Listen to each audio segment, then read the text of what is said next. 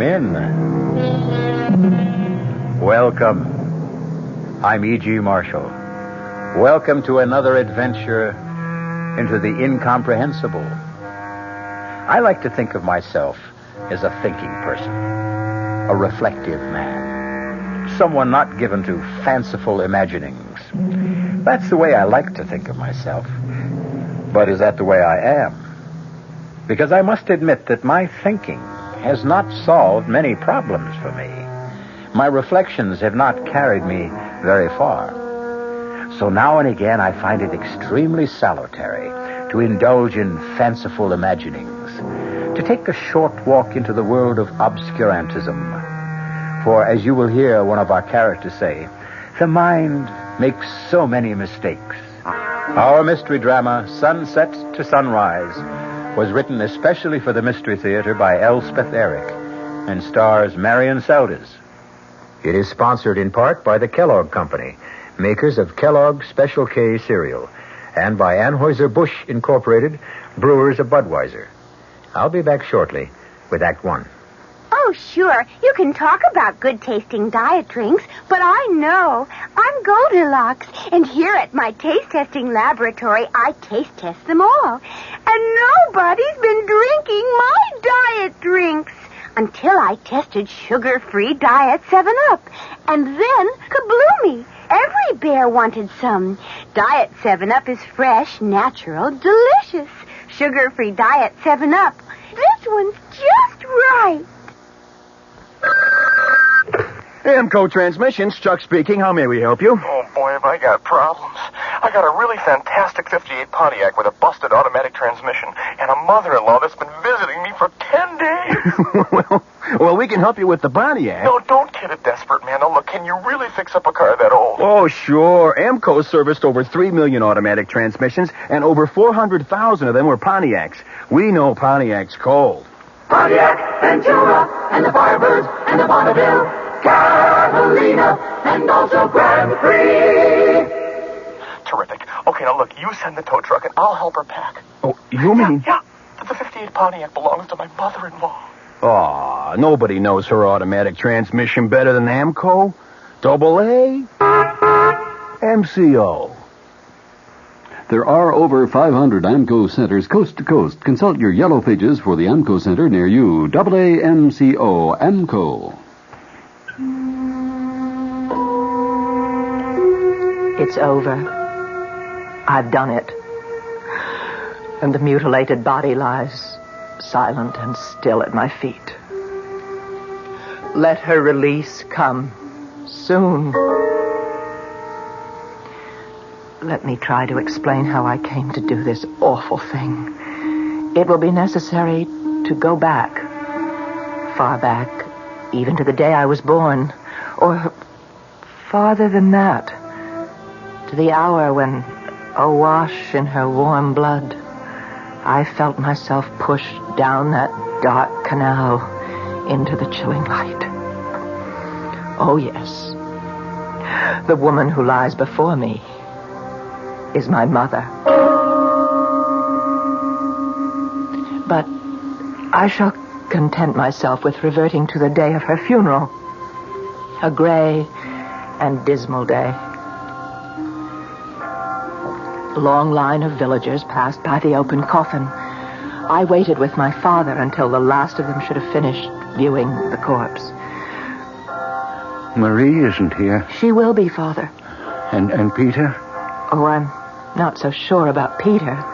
His own mother not to be here? He's drowning his sorrow, I think. Oh, you were right about Marie. Here she comes. But how strange she looks. How quite distraught. I wouldn't know why.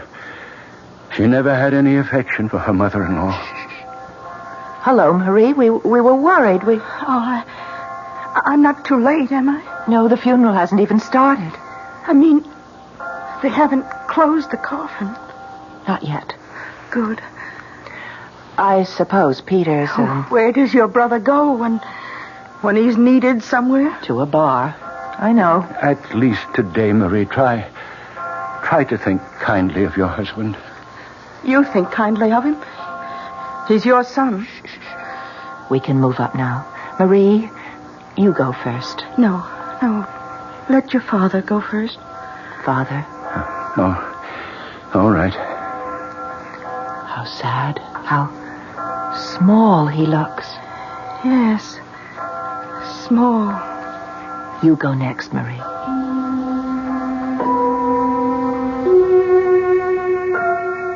Marie stood for a second or two by the open coffin, then moved on. Now it was my turn.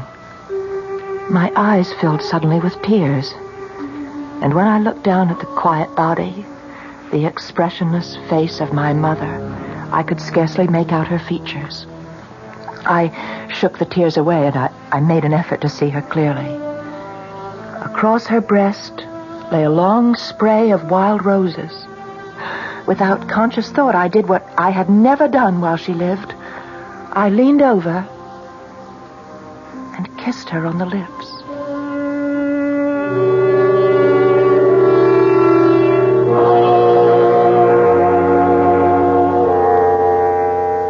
The funeral was over. I sat dry-eyed through it all, and I saw the tears stream down my father's face. After it was over, he said to me, Would you walk home with me, Una? Of course I will, Father. Do you think you could stay and talk for a while? Maybe I could fix you a little supper. Oh, I'd like that very much. Ilya won't mind? Oh, it doesn't matter about Ilya.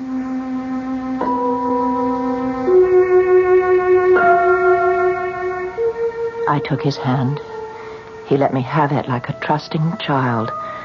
And we started down the road. The familiar landscape had embraced me all my life. And now it brought back sights and sounds from long ago.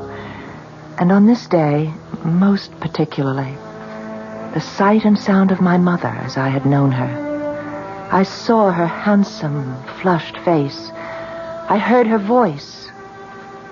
How sharper than a serpent's tooth to have a thankless child. Oh, what have I done that was so wrong? Why am I being punished?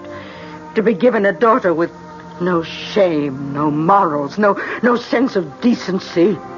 My father trudged on beside me without speaking. His tears had dried.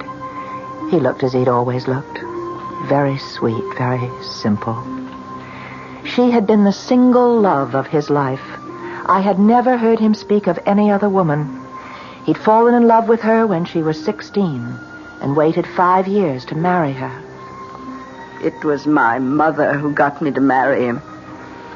But he wasn't really of my world. Nothing intellectual about him. What could you expect of a farmer? But marry him she did. And he never asked for anything else. The 2 children she bore him, first my brother Peter, and then me. Well, we were simply 2 minor gifts she added to the supreme one of herself. And Peter always belonged more to her than to him. It's hell to be poor, Peter. Never let it happen to you. Oh, the stories I could tell you about what poverty can do to the ardent soul. It took Peter a while to get started. But once he got his foot on the ladder, he climbed steadily to the top. And along the way, he married the prettiest girl in town, the dark-eyed Marie. We're here, Una. What? You were dreaming. We're at the house. Oh, yeah, I must have been dreaming. Oh, it's a long time. Very long time since you've been in the old house. 2 years. You're happy living with Ilya? I don't ask to be happy. But you're pleased with the arrangement? It pleases us both. Go on in.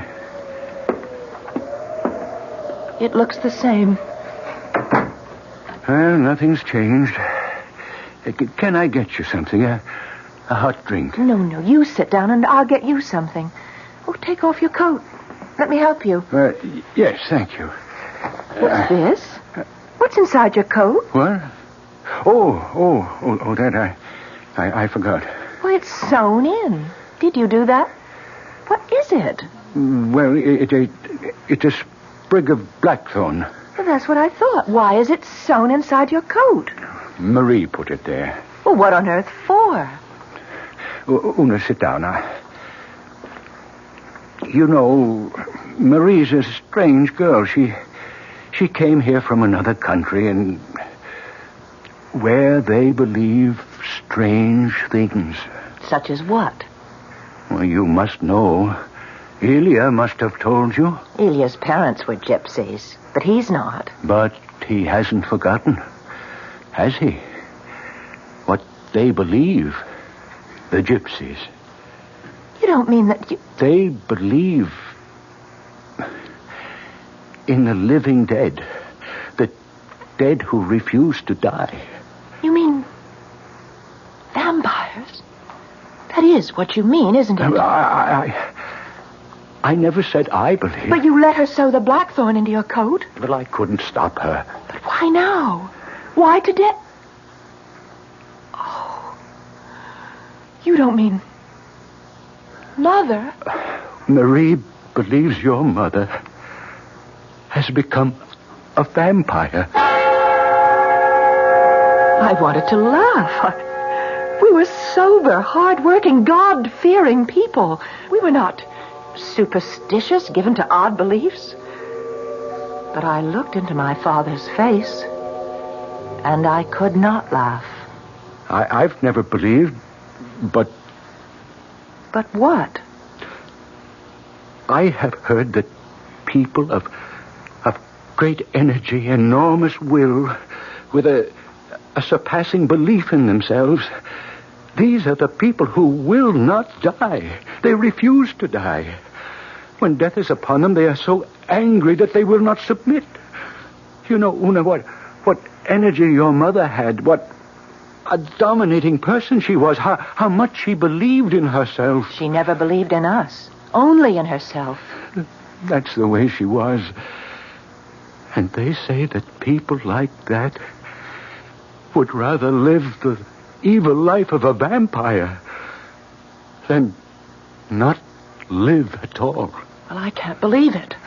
It's horrible. Well, I don't want to believe it, but Marie seems so sure. Well, I'm going to talk to her right now. I won't stay for supper, but forgive me. I have to get this terrible notion out of Marie's head before she infects anyone else with it.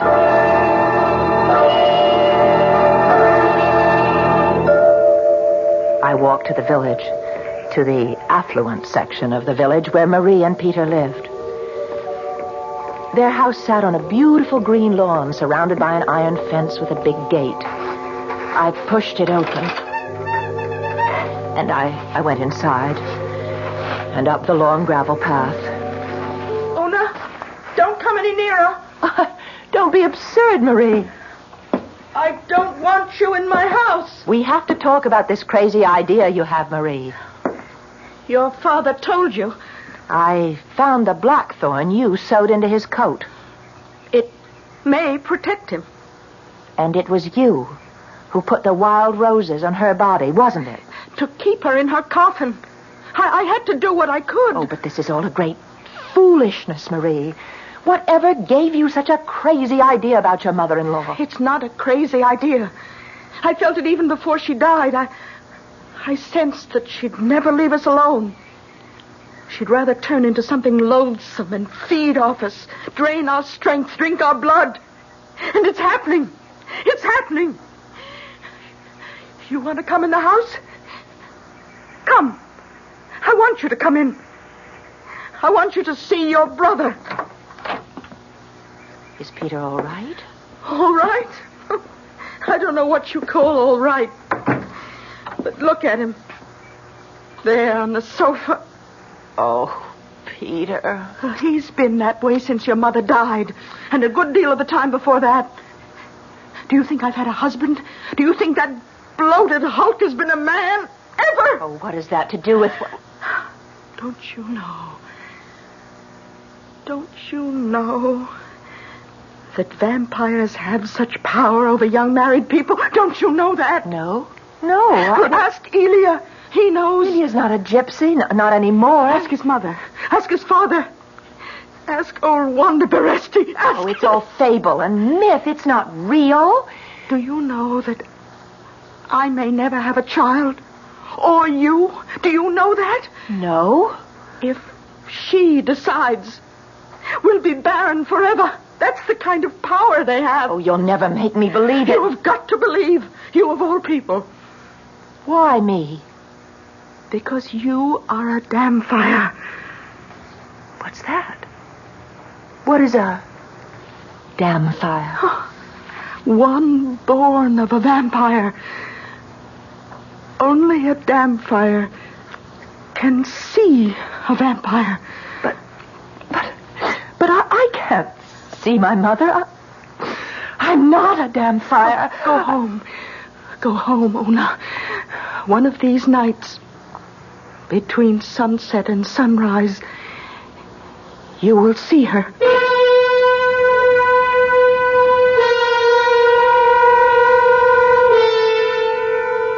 We'll be back shortly with Act 2. When you say Budweiser, When you say Bud, you've said a lot of things nobody else can say. When you say Bud, you've gone as far as you can go to get the very best. when you say Bud, you've said the word that means you like to do it all. When you say Bud, it means you want the beer that's got a taste that's number one. When you say Bud, you tell the world you know what makes it all the way. When you say Bud, you say you care enough to only want the king of beers. There is no other one. There's only something less. Because the king of beers is leading all the rest. When you say Budweiser, You've said it all. Anheuser-Busch, St. Louis. Hey, Mom, what's for dinner? Hey, Mom, what you got? How about a no-cook dinner for a change? Serve a delicious spread of sliced meats, cheeses, salads, and crisp rolls from ShopRite's appetizer counter. You'll love the freshness, the fine quality, and the pleasing variety. This week's bit supplies are ShopRite freshly sliced chicken roll, half-pound, 69 cents. Imported Switzerland Swiss cheese, half-pound, 89 cents. ShopRite liverwurst, 99 cents a pound. Fresh macaroni salad, 39 cents a pound. So relax. Pick up a ready-to-eat dinner at the ShopRite appetizer counter. She loves the family. She wants the best. She does all that she can do. She lets ShopRite do the rest. Hey, Ma, what's for dinner? ShopRite has the answer. This is WOR New York, an RKO General Station, your station for Mystery Theater. But they're all superstition, Una. Handed down from generation to generation. You don't believe them. I used to when I was very young. You see, the stories were always about very, very powerful people. I think they couldn't get used to the idea that very powerful people could actually die. My mother was a very powerful woman. Ah, but she died, like everybody else, sooner or later. You never really knew my mother. I wasn't welcome in her house. I think I only came here to live with you to spite her. All my life she told me how immoral I was, how wicked, how filled with wild desires. And you were? Yes, And you knew where to take those wild desires, didn't you? yes, And what man to give them to? yes. Well, lucky me. It was to show her, to say yes to her. Yes, I am like that. Yes, I'm what you say. Yes, I'm loose and immoral and wicked and all those things. And yes, you're right not to love me because I'm not lovable. I'm hateful and vile. Yes. No, you are not hateful. Oh, you don't know. I know enough. Lie still now. Let me hold you. Yes. Hold me.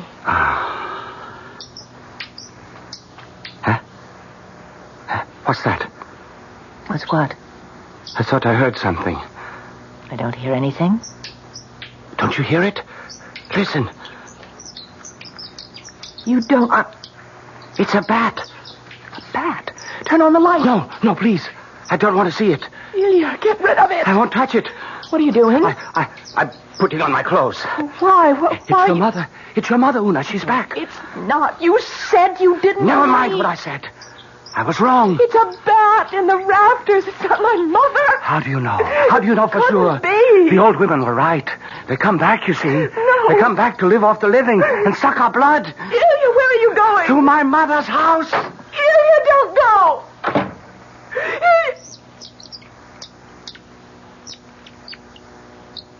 Mother?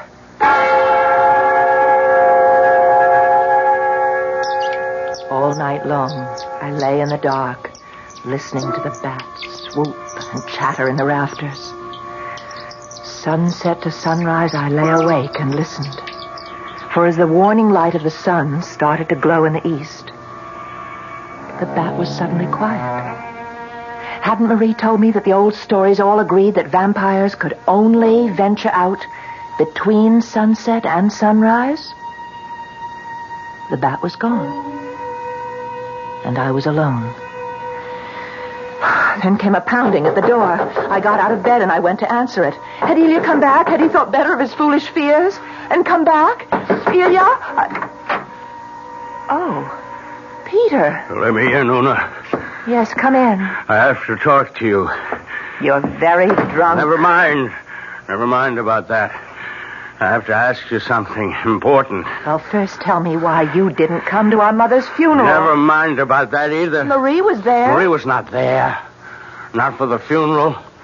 She went to the church to put some wild roses on the body. She didn't stay to see her buried. Not that she's really buried. Not that she'll ever be really buried. She'll be around for a long time till she's drained us all dry, and long after that, maybe forever, who knows? Do vampires ever really die? Peter, stop that. Our mother is not a vampire. Is it true? Marie says it's true. Is what true, Peter? Did you kiss her? When she was lying in her coffin, did you really kiss her? Yes, I did. Oh, no. Why did you do that? I don't know quite. I think it was because I'd never kissed her before, and I was sorry that I hadn't. Don't you know what you've done? I haven't done anything. You've put your lips to her poison.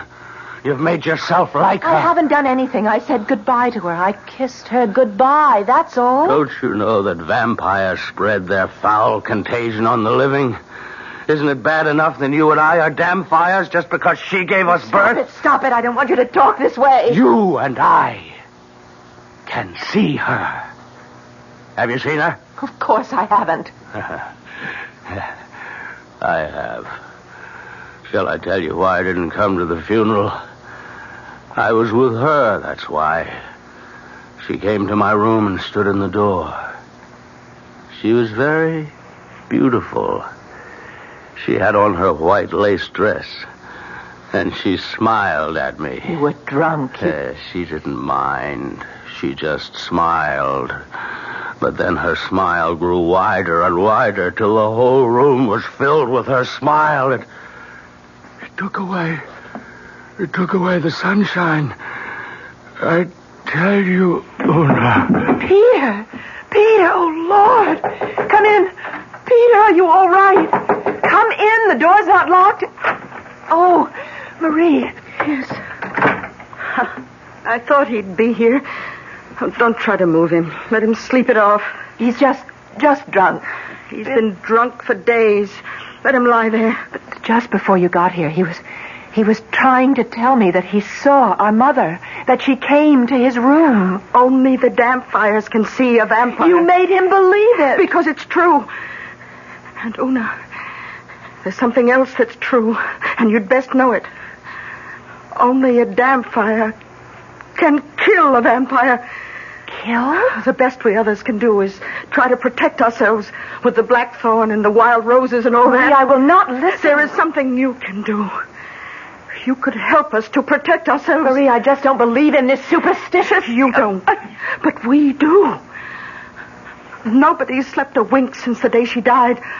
Oh, they know she'll go after us first, but no one in the village is really safe. Well, what do you want me to do?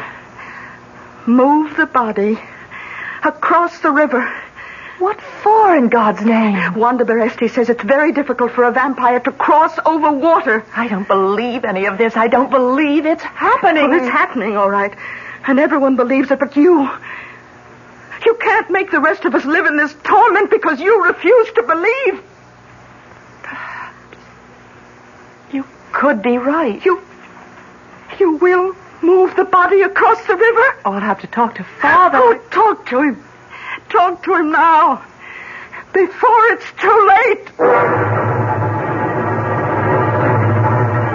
I left Marie to get Peter home the best way she could, and I started off for my father's house. How could I ask him to disinter the body of his beloved wife only 2 days after she'd been laid to rest? What kind of daughter would nourish the horrid thought in her father's mind that his wife might be a vampire? Oh, how I needed someone to tell me what to do. Una. Hello, Father. May I come in? Of course you may come in. Oh, I'm so glad to see you. You're all right, aren't you? Yes, I'm all right. Una, can you stay for a little while? As long as you like. Oh, good. I could make a little supper if you could stay that long. Father, Peter came to see me today. Oh? How was he? Drunk. But not so drunk that he couldn't say what he came to say. And what was that? That I had contaminated myself when I kissed my mother's mouth as she lay in her coffin. Oh, my dear girl. Do you believe that, Father? Oh, my dear. I'm so confused. You do believe it? I don't know what to believe anymore. And Marie came to see me, too. Oh, yes? Well, what did she want? Marie wants Mother's coffin moved to the other side of the river. Oh, your mother is buried in the family plot. I promised her. Why does she want the body moved? Marie says that to cross water is very hard for vampires.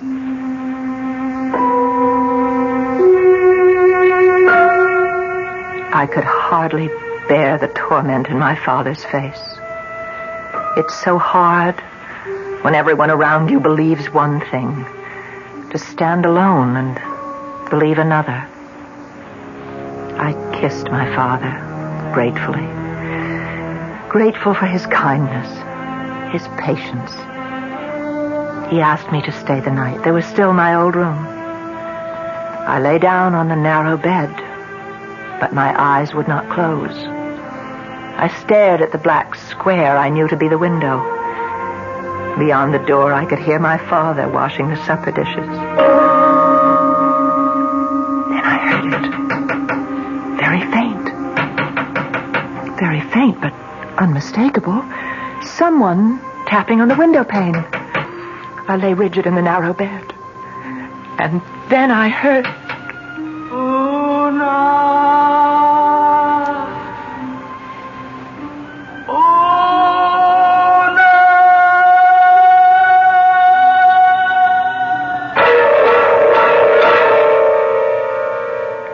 Is that how a vampire sounds? I don't know, or I'd tell you. Half a century ago, a vampire was actually tried in a London court. A gentleman it was, by the name of George Haig. Unhappily, we have no record of the gentleman's voice, and it all happened so long ago, I've no idea whether or not he was ever convicted. I'll be back shortly with Act 3. Great taste in the morning. Kellogg's has that wholesome taste to get you up and grinning. This is Jerry Coffer for Kellogg's Special K. You know, for years we've been talking about the Special K breakfast, a great way to start the day if you have a weight problem. You may have seen or heard our latest commercials, which symbolize the problem of being a few pounds overweight by using this ball and chain. That's the sound effect. But so many people have come to know the Special K breakfast that can help solve weight problems, they sometimes forget that Special K is America's favorite high-protein cereal. It has 8 essential vitamins and iron, and so delicious that lots of folks, kids as well as adults, eat Special K just for the sheer good taste of it. So we don't want you to think that you have to wear a ball and chain to eat Special K. All you need is an appreciation for the finer things of life, a 1-ounce bowl of Special K, 4 ounces of skim milk, tomato juice, coffee, and maybe a little sugar. The Special K breakfast can help you lose weight all by itself, but it really is a good start. Here's news from Queen Elizabeth II. Now you can sail to Europe on Queen Elizabeth II and fly home free. I'll repeat that. Sail to Europe on Queen Elizabeth II and fly back to New York free. She reaches Europe in 5 luxurious days. You have ample time for touring because you fly back. Meals and entertainment on board are included. A whole new crowd of people are discovering Queen Elizabeth II because she's affordable. And she's 4 swimming pools, 3 nightclubs, a discotheque, a gymnasium, a sauna, a casino, and 3 of the finest restaurants in the world. Sail first class grades A to H and fly home free. Sail tourist grades L to Q and S to U and fly home half fare. Flights are British Airways economy. You can stay in Europe up to 16 days. Call your travel agent or Cunard at 212-983-2510. Sail to Europe on Queen Elizabeth II and fly home free. Great ships of British registry since 1840.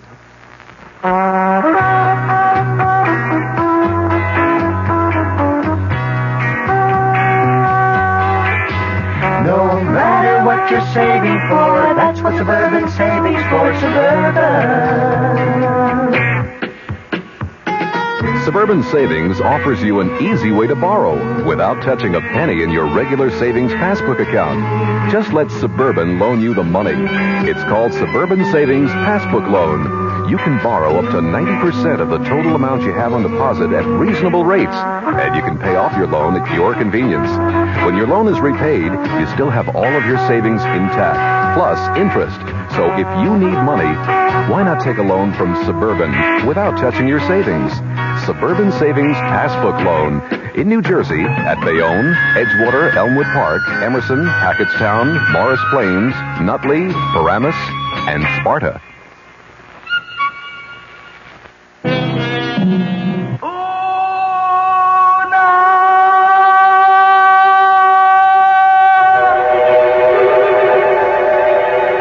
I jumped from the bed and ran to the window. There was no moon, but the stars were very bright. Bright enough so that the trees cast wavering shadows on the grass. And then I saw her beneath a poplar tree just outside the window, dressed in white lace, her long hair falling to her waist. She lifted her face to the window, and by the light of the stars I saw it.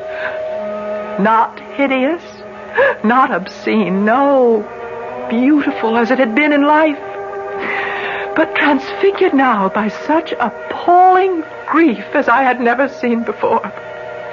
The dark eyes staring, the cheeks glistening with tears, the mouth stretched wide as it cried. I needed my father. I could not bear the sight of this apparition by myself. I heard him moving about in the kitchen, and I ran to him. Oh, Father! Father! She's here! What, dear? What did you say? She's here! Mother is here! Is she? No. She's beautiful. She's beautiful. Where is she? Outside the window. I heard her calling me, and I went to the window, and I saw her standing under the tree, and... Oh, Father... She looks so sad. Oh, my dear little girl, you've had a dream. It's not a dream. She's there. Oh, so soon after the funeral, it's natural for you to dream. Oh, come with me. I'll show you. You're overwrought, dear child. Come with me, you'll see. If there were a moon, you'd see quite clearly, but even by the starlight, you can see. Look there. Where? I don't see it. Beneath the big poplar tree, right there. I don't see anything. In her white dress. Look at her. I can't see anything. Nothing but the grass and a few shadows. That's all. That's all? Oh, my dear child, you had a dream. No dream. I saw her. But you can't see her.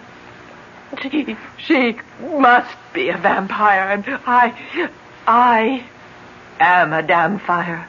What are you saying? Only the offspring of a vampire can see the vampire. Peter said he saw her. I know I saw her. We are her offspring, Peter. And I are vampires. Oh, no, please, you don't know what you're saying. Oh, I know very well. Only a vampire can see a vampire. And only a vampire can kill a vampire. Well, then, what are you doing, Ona? Gonna open this window? No, don't. And invite her in.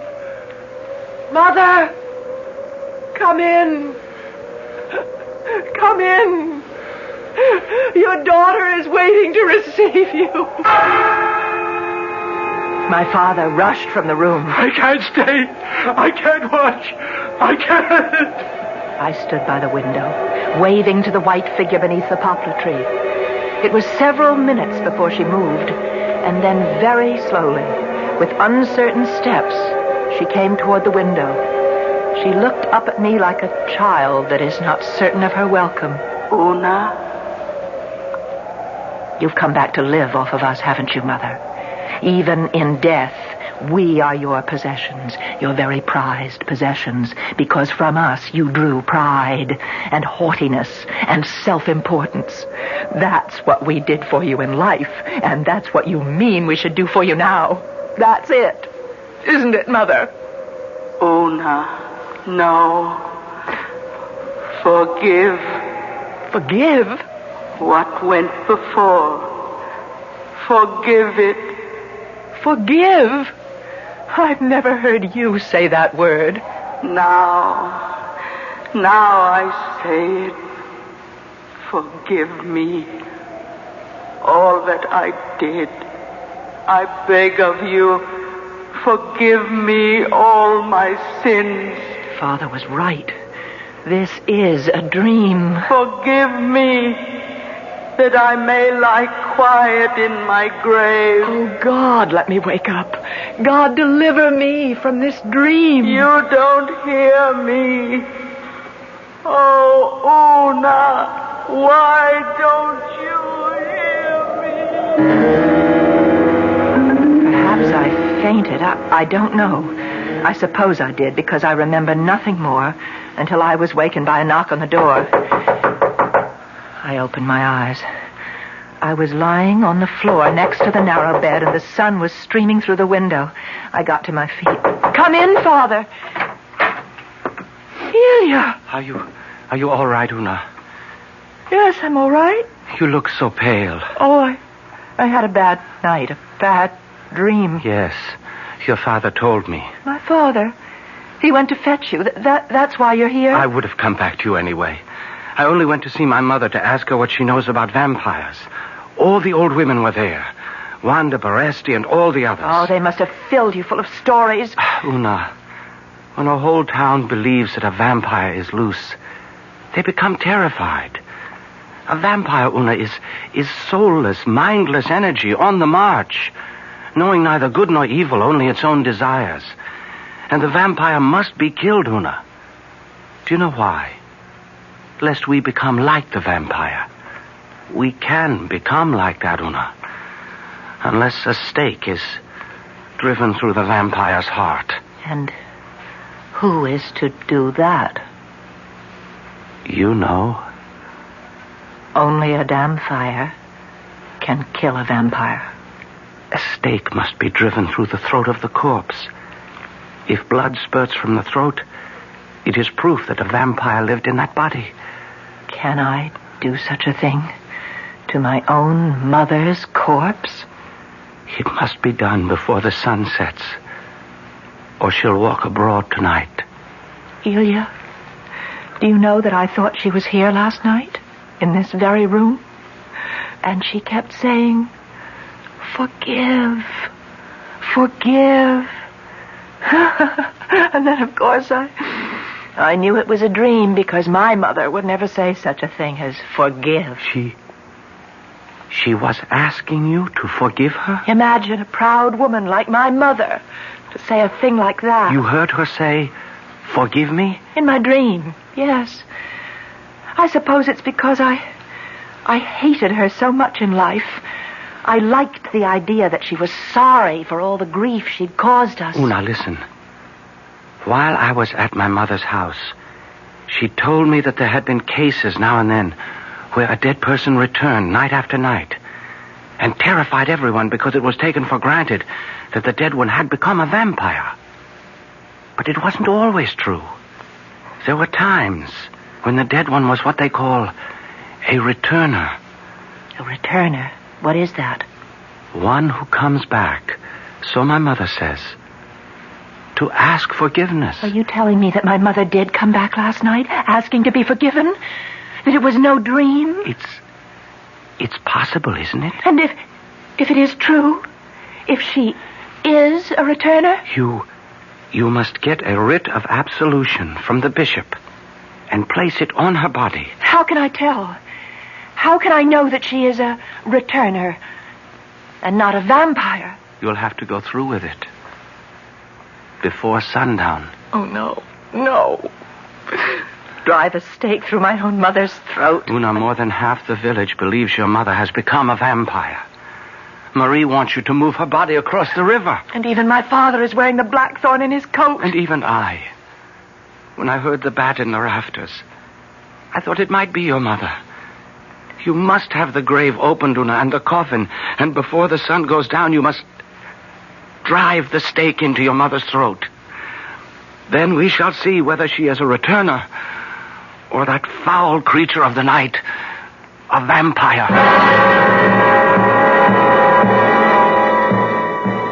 Elia himself uncovered it open. I told my father what I meant to do before the sun went. If you must, my daughter. If you think you must. If she is really a vampire, Father, only I can do it. And I went to Peter and Marie. You wouldn't ask me to do it, Una. No, I wouldn't ask you, Peter. You're very brave, Una. I'd have been content if you'd only moved her body across the river. There's so much talk in the village. So much fear, so much horror. We must settle this thing once and for all.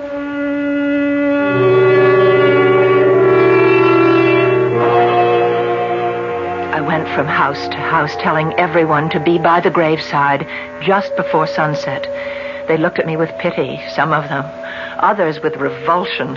But all promised to be there, and so it happened.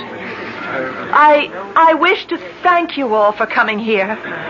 You all know of the belief that has spread through our village. Many of you share in it. My own family leans toward it. The belief that the body of the woman who lies here is not a corpse, but the shell that houses a vile and loathsome being, a vampire.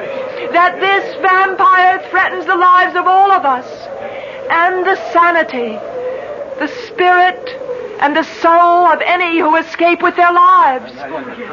Listen, I have here a stake. The sun is setting. While there is still a little light, I shall drive this stake through my mother's throat. If blood gushes forth, then I shall have killed a vampire. I shall also have murdered my mother. If no blood comes from the body, we will know that she is no more than a returner who is asking forgiveness for the wrong she did in life. As we all one day will have to ask for forgiveness for the wrong we have done. Yes. Pray for me. Pray for me. Pray for yourselves. And if you can give her your forgiveness, the bishop will give her absolution.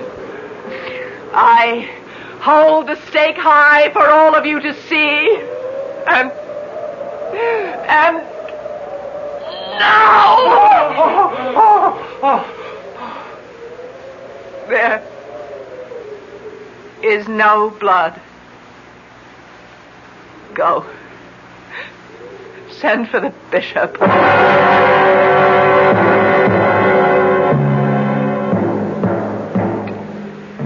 it's over. I've done it. And the mutilated body of my mother lies at my feet. Oh, let her release come soon.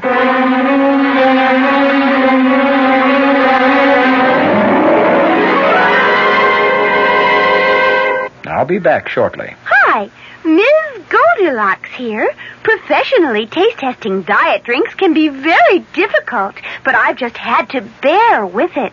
Then I found sugar-free Diet 7-Up. It doesn't taste like other diet drinks. It's fresh, light, natural, delicious. Sugar-free Diet 7-Up tastes so good that I've taste-tested it hundreds of times, and each time I've given it my seal of approval. Yes, this one's just right.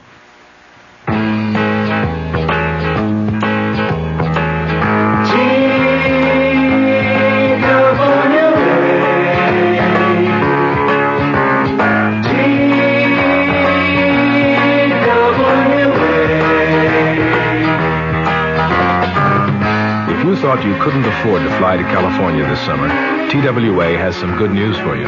You can. Thanks to TWA's demand schedule service, you can fly to California for only $125. Just make your reservations 90 days before you want to go and put down a $20 deposit for each way. For all the details, call your travel agent. TWA's demand schedule service. Now you can afford to fly to California.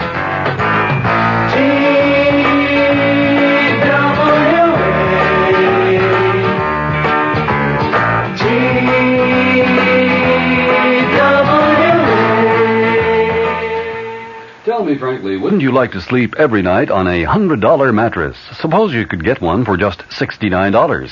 Why envy friends who sleep in luxury when Huffman Coos has just what you want at such a tremendous reduction? This fair-traded Stearns & Foster famous label bedding has never been on sale before. Now Huffman Coos has it exclusively at this special down-to-earth price. Why such a big reduction? Because of soaring costs. This $100 Stearns & Foster beauty has been discontinued. Huffman Coos bought the entire inventory to bring you this $69 twin-size price. Full-size mattresses or box springs, originally $120, are now just $89 each. Queen-size sets complete, $219. King-size sets complete, just $319. So go to Huffman Coos at once. No more when these are gone. Tell them we sent you. You'll be glad we did. Our cast included Marion Seldes, Bryna Rayburn, William Johnston, and William Redfield. The entire production was under the direction of Hyman Brown. Radio Mystery Theater was sponsored in part by new sugar-free Diet 7-Up. This is E.G. Marshall inviting you to return to our Mystery Theater for another adventure in the macabre. Until next time, pleasant dreams.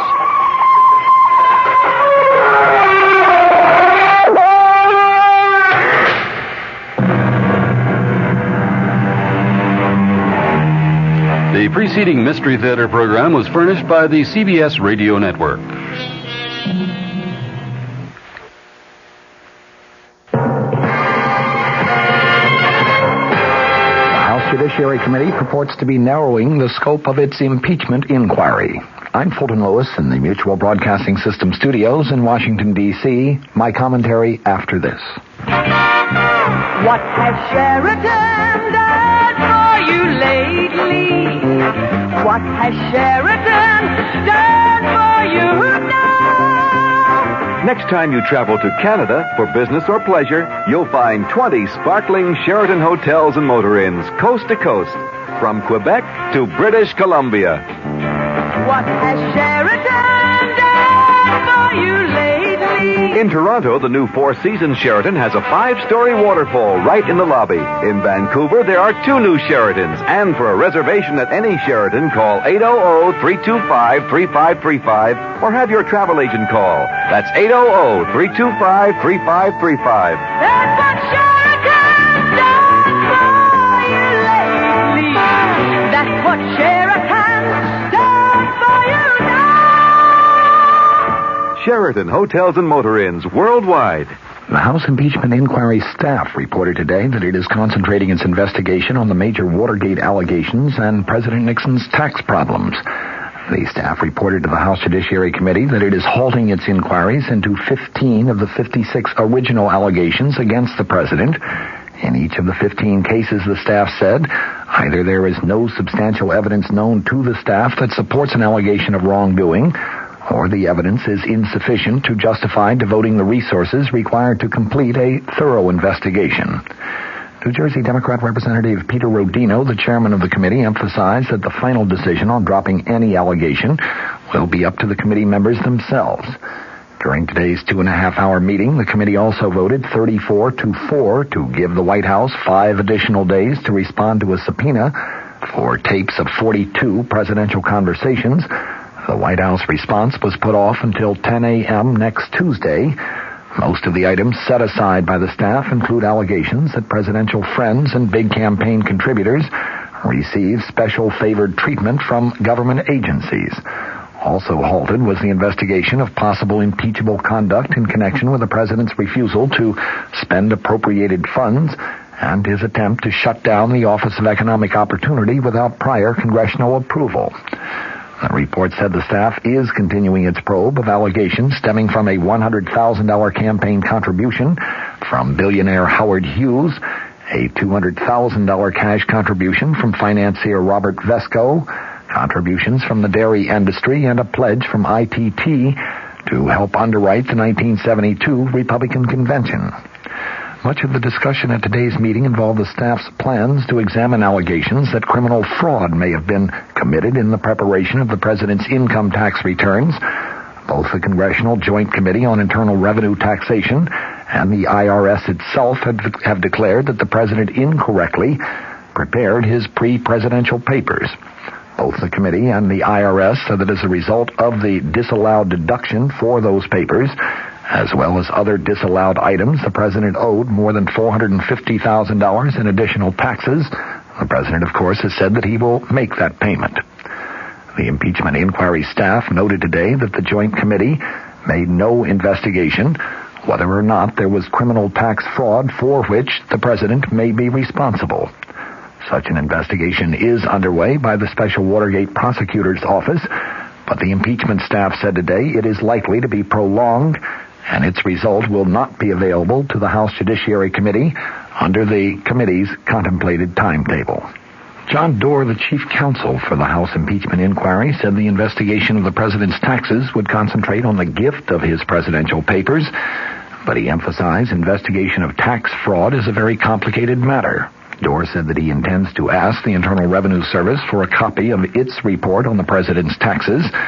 Another allegation stemming from secret U.S. bombing raids in Cambodia between March of 1969 and August of 1973 still remains under active consideration, at least until next week when the House Judiciary Committee hopes to obtain access to a Senate Armed Services Committee report regarding that bombing.